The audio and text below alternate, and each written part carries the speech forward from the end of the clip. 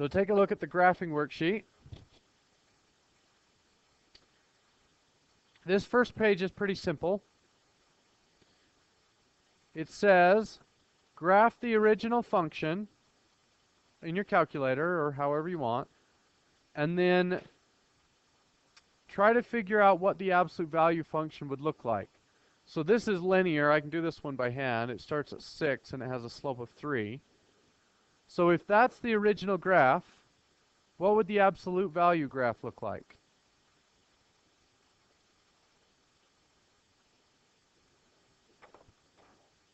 So this right side would be exactly the same.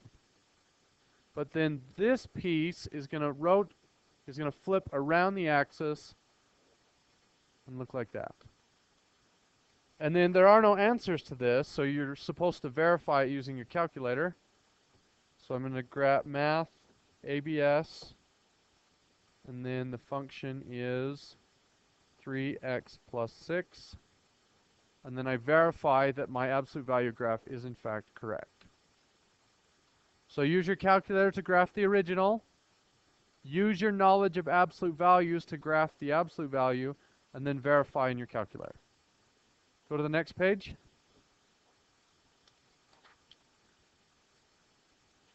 In these, all you're doing is graphing the absolute value. Okay? Now, is it possible for an absolute value graph to be below the x-axis? Well, it is if you transform it. If I were to take, say, this graph, I just made it up, how would you drop it down 6 units? Subtract 6, where? Outside the absolute value.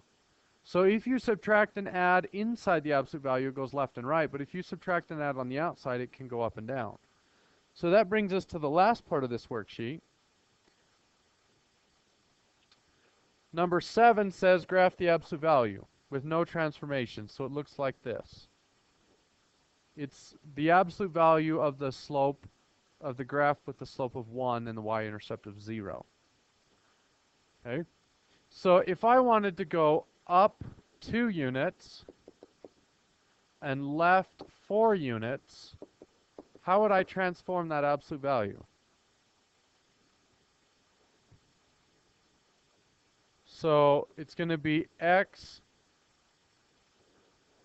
How do you move left?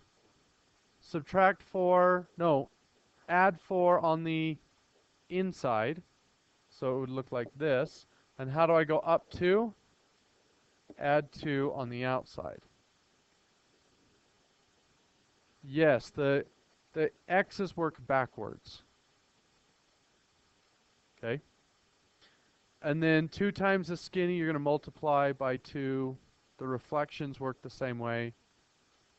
If you put a negative inside, it reflects across the y. If you put a negative outside, it reflects across the x. Okay? All right. Good luck.